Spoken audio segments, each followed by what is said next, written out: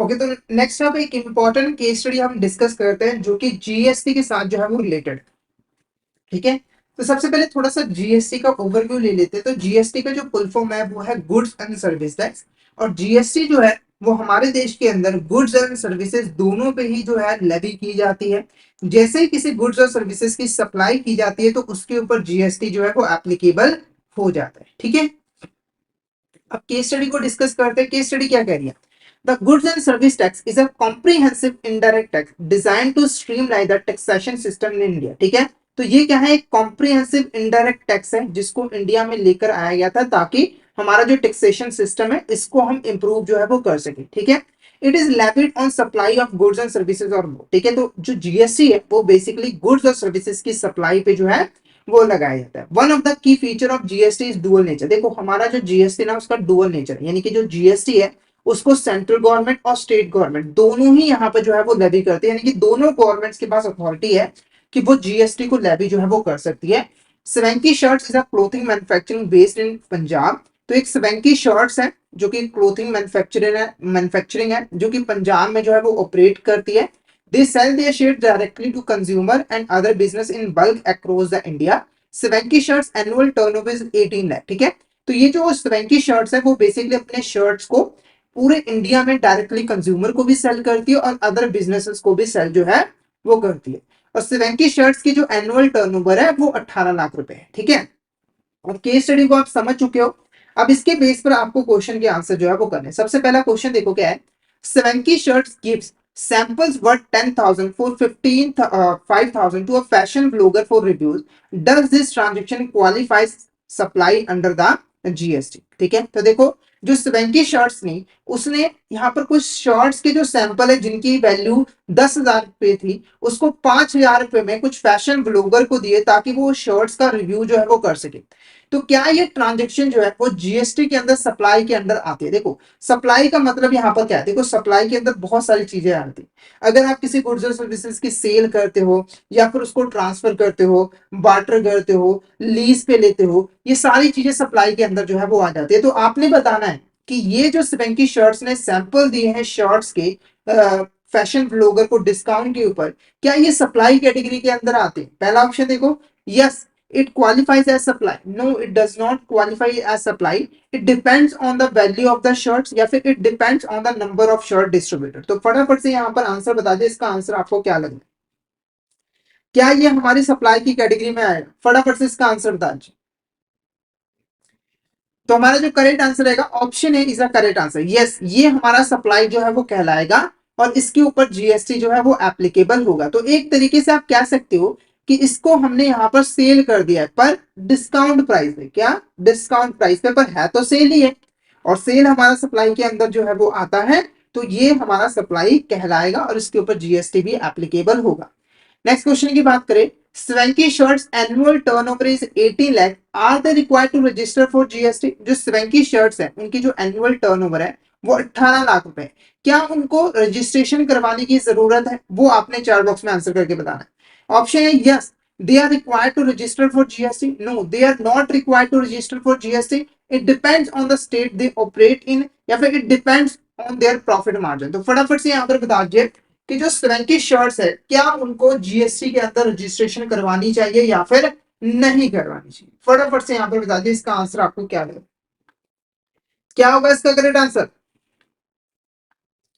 क्या होगा इसका करेक्ट आंसर?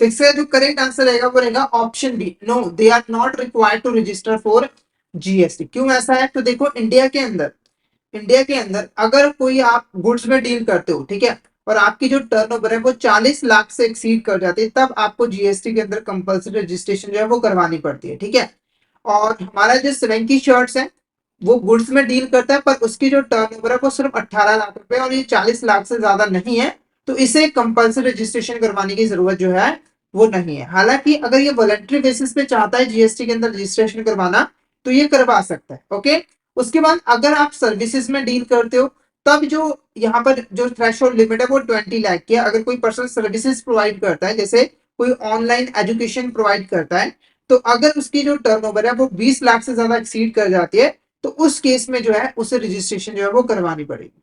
ठीक है, नमस्ते सर। नेक्स्ट क्वेश्चन की बात करें, which of these is a component of GST, इसमें से कौन सा हमारा यहाँ पर कंपोनेंट है जीएसटी का। तो कई बार आपने जब जीएसटी के बारे में सुना होगा तो आपने सुना होगा सीजीएसटी, एसजीएसटी, आईजीएसटी, है ना। तो ये होते क्या है, तो ये कंपोनेंट है बेसिकली जीएसटी के। ठीक है, चार इंपॉर्टेंट कंपोनेंट है, सीजीएसटी, एसजीएसटी, आईजीएसटी, यूटीजीएसटी। तो हमारा जो करेक्ट आंसर रहेगा वो ऑप्शन सी रहेगा। ये चारों के चारों हमारे इंपॉर्टेंट कंपोनेंट होते हैं जीएसटी के। अब ये है क्या, उसको अगर हम डिस्कस करें तो सीजीएसटी का जो फुल फॉर्म है वो है central goods and service act. CGST जो है वो सेंट्रल गवर्नमेंट जो है वो लेवी करती है, और सीजीएसटी एक्ट 2017 के अंदर जो है वो लेवी की जाती है। इससे जो भी इनकम मिलती है वो सेंट्रल गवर्नमेंट कलेक्ट करती है और अपने पास ही रखती है। और जो सेंट्रल जीएसटी होती है वो बेसिकली इंट्रा स्टेट या फिर इंट्रा यूटी सप्लाई के ऊपर लगता है। अब ये होता क्या है, तो इसको हम आगे डिस्कस जो है वो करेंगे। उसके बाद है स्टेट एसजीएसटी। एसजीएसटी का जो फुल फॉर्म है वो है state goods and service tax. State goods and service tax state government जो है वो लेवी करती है, और ये जो लेवी किया जाता है वो एसजीएसटी एक्ट 2017 के अंदर जो है लेवी किया जाता है। इससे जो भी इनकम मिलती है वो किसके पास जाती है, स्टेट गवर्नमेंट के पास जाती है। और स्टेट जीएसटी जो है वो सिर्फ और सिर्फ intra state supply of goods and services पे एप्लीकेबल होता है। उसके बाद आता है हमारा union territory goods and service tax. UTGST का फुल फॉर्म है union territory goods and service tax. ये बेसिकली कौन लेवी करती है, तो यहाँ पर हमारी जो सेंट्रल गवर्नमेंट है वो जो है वो यूटीजीएसटी को लेवी करती है। ठीक है, और यूटीजीएसटी जो है वो लेवी किया था यूटीजीएसटी एक्ट 2017 के अंदर। इस इनकम को कौन कलेक्ट करता है, तो यूनियन टेरिटरी जो हमारी सेंट्रल गवर्नमेंट है वो यहाँ पे जो है वो कलेक्ट करती है, और ये intra UT supply of goods और सर्विसेज पे लेवी होती है। ठीक है, उसके बाद integrated goods and service tax. IGST का full form integrated goods and service tax होता है। इंटीग्रेटेड जीएसटी जो है वो सेंट्रल गवर्नमेंट लेवी करती है, और ये जो है आईजीएसटी एक्ट 2017 के अंदर जो है वो लेवी की जाती है। और ये इंटर स्टेट या फिर inter UT supply of goods और सर्विसेज पे एप्लीकेबल होता है, और इससे जो भी इनकम होता है उसे सेंट्रल गवर्नमेंट जो है वो कलेक्ट करती है, और जो पैसा होता है वो सेंट्रल और स्टेट गवर्नमेंट दोनों के बीच में डिवाइड जो है वो कर दिया जाता है। तो फिलहाल के लिए आपने समझना है इस कंपोनेंट का मीनिंग समझना है। आगे इससे रिलेटेड जो टर्म्स है उसको हम डिस्कस करेंगे, आगे आप और अच्छे तरीके से यहाँ पर समझोगे। तो आई होप आपको जो जीएसटी के कंपोनेंट है वो अच्छे तरीके से समझ आ गए होंगे। अब नेक्स्ट क्वेश्चन देखो, swanky shirts receive a bulk order for shirts from clothing store in Chennai. Swanky shirt deliver order successfully, how will this interstate supply be treated under the GST and which tax is applicable. ठीक है, तो यहाँ पर देखो इस question को solve करने से पहले मैं आपको सप्लाई की टाइप समझाना चाहूंगा। देखो जीएसटी के अंदर आप गुड्स और सर्विसेज की जो सप्लाई करते हो उसको आप दो कैटेगरी में डिवाइड कर सकते हो। एक होती है हमारी intra state supply, intra state supply या फिर इंट्रा यूटी सप्लाई। ठीक है, और एक होती है हमारी इंटर स्टेट सप्लाई या फिर इंटर यूटी सप्लाई। ठीक है, अब ये होता है, पहले बात करते हैं intra state supply. Intra state supply क्या होता है, तो देखो अगर गुड्स एंड सर्विसेज की सप्लाई जो है वो एक ही स्टेट के अंदर की जा रही है या फिर एक ही यूटी के अंदर की जा रही है, तो वो हमारा इंट्रा स्टेट सप्लाई या फिर इंटर यूटी सप्लाई कहलाएगा। जैसे एग्जांपल के मान के चलो एक ए पर्सन है और बी पर्सन है। ठीक है, तो ए पर्सन ने जो है वो बी पर्सन को 50,000 की जो गुड्स है वो यहाँ पर सेल की है, तो ये सप्लाई हुई। ठीक है, और ए और बी दोनों ही पंजाब में रहते हैं, तो ये जो गुड्स और सर्विसेज की जो सप्लाई है वो एक ही स्टेट के अंदर की जा रही है, तो इसको हम कहेंगे इंट्रा स्टेट सप्लाई। क्या कहेंगे, इंट्रा स्टेट सप्लाई। अब इंटर स्टेट सप्लाई क्या होती है, तो देखो अगर गुड्स और सर्विसेज की सप्लाई एक स्टेट से दूसरे स्टेट में की जा रही है या फिर एक यूटी से दूसरे यूटी में की जा रही है, तो वो हमारा इंटर स्टेट सप्लाई जो है वो कहलाता है। जस्ट एग्जांपल, ए पर्सन है बी पर्सन को 50,000 की गुड्स सेल की है। जो ए पर्सन है वो रहता है पंजाब के अंदर, और जो बी पर्सन है वो रहता है दिल्ली के अंदर। क्या रहता है, दिल्ली के अंदर, या फिर अब इसको ऐसा हरियाणा के अंदर, दिल्ली हमारा यूटी पड़ जाता है ना, तो हरियाणा के अंदर। ठीक है, तो यहाँ पे देखो जो गुड्स है उसकी सप्लाई एक स्टेट से पंजाब से दूसरे स्टेट हरियाणा में हो रही है, तो इस सप्लाई को हम क्या कहते हैं, इंटर स्टेट सप्लाई। ठीक है, अब यहाँ पर अगर आप देखोगे तो जो स्वेंकी शर्ट्स है वो कहाँ पे रहता है, मैंने केस स्टडी में आपको बताया था, इसीलिए केस स्टडी को ध्यान से समझना चाहिए। वो रहता है पंजाब में, उसने गुड्स कहाँ पे ट्रांसफर की है, चेन्नई में, यानी कि तमिलनाडु में अंदर। यानी कि ये हमारी कौन सी सप्लाई हुई, इंटर स्टेट सप्लाई हुई। अब इसके ऊपर कौन सा टैक्स यहाँ पर एप्लीकेबल होता है, ठीक है। तो पहले कंपोनेंट आप समझ चुके हो, अब आप आसानी से समझ पाओगे। देखो, अगर हमारी इंट्रा स्टेट सप्लाई होती है, हमारे यहाँ पर इंट्रा स्टेट सप्लाई होती है, यानी कि एक ही स्टेट के अंदर सप्लाई हो रही है, जैसे पंजाब के अंदर यहाँ पर सप्लाई हो रही है, तो उस केस में हमारा लगता है सीजीएसटी और एसजीएसटी। ये दो टैक्स जो है वो एप्लीकेबल होते हैं। जैसे अगर मान के चलो जो टैक्स रेट है वो 18% का है, तो 9% यहाँ पर हमारा सीजीएसटी लगेगा और 9% हमारा एसजीएसटी जो है वो लगेगा। इसी जगह पर ये अगर होती intra UT supply, intra UT supply, intra UT यहाँ पे लिख देता हूँ, इंट्रा यूटी। इंट्रा यूटी का मतलब यहाँ पर क्या है कि एक ही यूनियन टेरिटरी के अंदर सप्लाई हो रही है। जैसे अगर जो सप्लाई है वो सिर्फ दिल्ली के अंदर हो रही है, तो उस केस में क्या होगा, उस केस में लगेगा यूटीजीएसटी एंड एसजीएसटी और सीजीएसटी। यूटीजीएसटी एंड सीजीएसटी ये साथ में लगेगा। अगर हमारा जो टैक्स रेट है वो 18% है, तो 9% यूटीजीएसटी लगेगा और 9% हमारे यहाँ पर सीजीएसटी जो है वो एप्लीकेबल होगा। क्लियर है। अब बात करते हैं इंटरस्टेट सप्लाई की। इंटरस्टेट सप्लाई में क्या एप्लीकेबल होगा, तो देखो अगर हमारे यहाँ पर इंटरस्टेट सप्लाई होती है, इंटरस्टेट सप्लाई होती है, तो उसके ऊपर एप्लीकेबल होता है सिर्फ और सिर्फ आईजीएसटी। चाहे इंटर यूटी भी हो तब भी आईजीएसटी एप्लीकेबल होगा। यानी कि अगर 18% रेट है तो आईजीएसटी 18% जो है वो लग जाएगा। तो यहाँ पर जो हमारा करेक्ट आंसर रहेगा वो ऑप्शन सी रहेगा। ऑप्शन सी हमारा इंटीग्रेटेड जीएसटी जो है वो करेक्ट आंसर जो है वो रहेगा। ठीक है। नेक्स्ट क्वेश्चन की बात करें, at the end of quarter Swanky Shirts has paid total input tax is 20 lakhs and total output tax liability is 25 lakhs. How will they determine their final GST liability for the quarter? ठीक है। तो हमें simply यहाँ पर पता करना है कि जो हमारा Swanky Shirts है उसको क्वार्टर में कितना यहाँ पर जीएसटी जो है वो पे करना है। ठीक है। तो इस क्वेश्चन को सॉल्व करने से पहले मैं आपको दो इंपॉर्टेंट टर्म्स क्लियर करवाना चाहता हूं, वो है इनपुट टैक्स और आउटपुट टैक्स। ठीक है। और इन दोनों से मिलकर एक थर्ड टर्म जो बनते हैं वो है इनपुट टैक्स क्रेडिट। ये काफी इंपॉर्टेंट है, ये काफी इंपॉर्टेंट है, इसके ऊपर काफी क्वेश्चन यहाँ पर बनने के चांसेस है। तो सबसे पहले हम इनपुट टैक्स और आउटपुट को टैक्स को समझते हैं, फिर उससे हम इनपुट टैक्स क्रेडिट को भी समझेंगे। तो एग्जाम्पल लो, तो हमारा जो स्वेंकी शर्ट्स है वो क्या करता है, शर्ट्स मैन्युफैक्चर करता है। तो मान के चलो जो स्वेंकी शर्ट्स है, जो यहाँ पर स्वेंकी शर्ट्स कंपनी है, उसने यहाँ पर एबीसी कंपनी से रॉ मटेरियल बाय किया, रॉ मटेरियल बाय किया, जैसे कि कपड़ा हो गया, रील हो गया, बटन्स हो गए, वो बाय किया। ठीक है। यानी कि इनपुट जो है वो खरीदा ताकि उसके ऊपर प्रोसेसिंग करके वो आउटपुट में जो है वो कन्वर्ट कर सके। देखो, अब जब एबीसी कंपनी सेल कर रही है स्वेंकी शर्ट्स को ही, तो ये सप्लाई हुई, इसके ऊपर जीएसटी जो है वो एप्लीकेबल होगा। तो स्वेंकी शर्ट्स को ये जो रॉ मटेरियल इसने स्वेंकी शर्ट्स ने परचेज किया है, यानी कि इनपुट परचेज किया है, इसके ऊपर इसको कोई ना कोई टैक्स जो है वो पे करना पड़ेगा। मान के चलो जो टैक्स अमाउंट है वो कितने हैं, 20 लाख रुपए। यानी कि जो रॉ मटेरियल स्वेंकी शर्ट्स ने बाय किया है उसके ऊपर 20 लाख रुपए का यहाँ पर टैक्स जो है वो पे किया है। तो इस टैक्स को हम क्या कहते हैं, इनपुट टैक्स। यानी कि जब कोई कंपनी, कोई इंडिविजुअल इनपुट्स खरीदता है, रॉ मटेरियल खरीदता है और उसके ऊपर वो जो टैक्स पे करता है वो हमारा कहलाता है इनपुट टैक्स। ठीक है। उसके बाद देखो क्या है नेक्स्ट हमारा आउटपुट टैक्स। अब ये आउटपुट टैक्स क्या होता है, देखो मान के चलो स्वेंकी शर्ट्स है, उसने कपड़े के ऊपर प्रोसेसिंग की, बटन्स लगाए और शर्ट यहाँ पर बना दी, यानी कि आउटपुट क्या निकल कर आया, एक फाइनल प्रोडक्ट जो कि है शर्ट। ठीक है। अब जब स्वेंकी शर्ट उस शर्ट को मार्केट में सेल करेगा तब भी यहाँ पर सप्लाई होगी, और सप्लाई होगी जीएसटी एप्लीकेबल होगा। तो मान के चलिए जो हमारा स्वेंकी शर्ट्स है उसने आउटपुट के ऊपर जो है 25 लाख रुपए का यहाँ पर जो है वो टैक्स पे करना है। तो ये जो 25 लाख रुपए का टैक्स है वो है आउटपुट टैक्स। ये क्या कहलाता है, आउटपुट टैक्स। यानी कि जब आप आउटपुट बना लेते हो, फाइनल प्रोडक्ट बना लेते हो, उसके ऊपर जो आप टैक्स पे करते हो वो कहलाता है हमारा आउटपुट टैक्स। अब आप इनपुट टैक्स और आउटपुट टैक्स को यहाँ पर समझ चुके हो।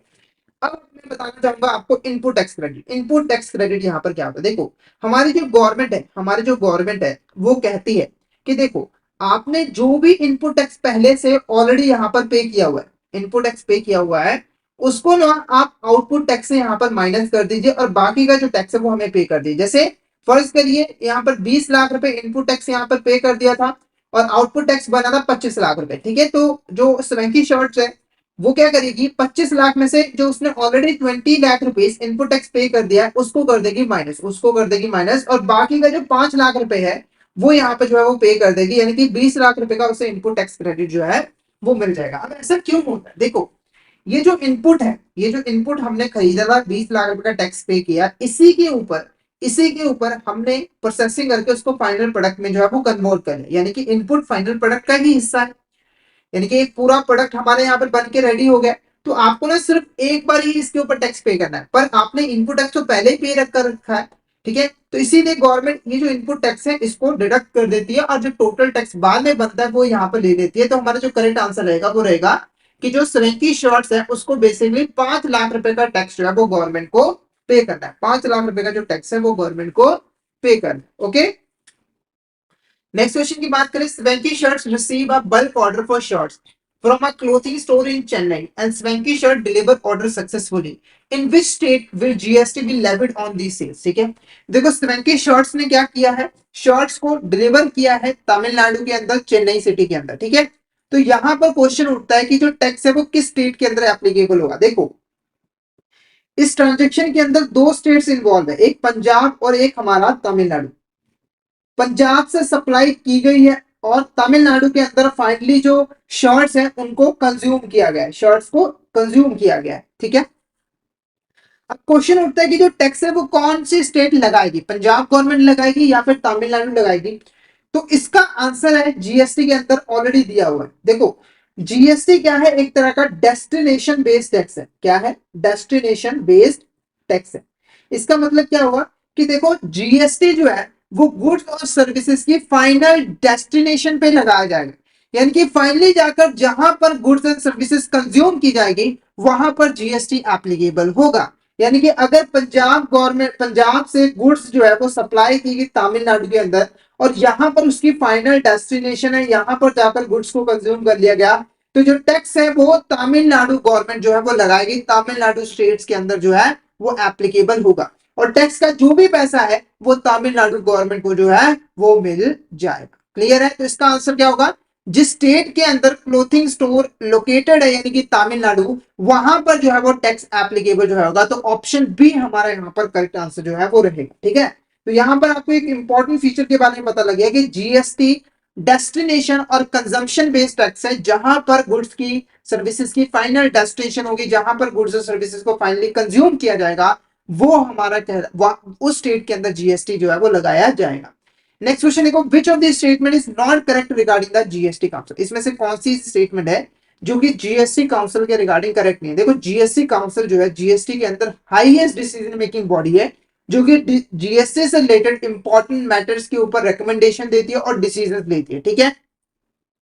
तो पहली statement, it is a primary decision making body responsible for making recommendation on various GST related matters. तो ये स्टेटमेंट क्या है, बिल्कुल यहां पर करेक्ट है। These matters include determining which goods and services should be taxed और एग्जम्प्ट फ्रॉम जीएसटी।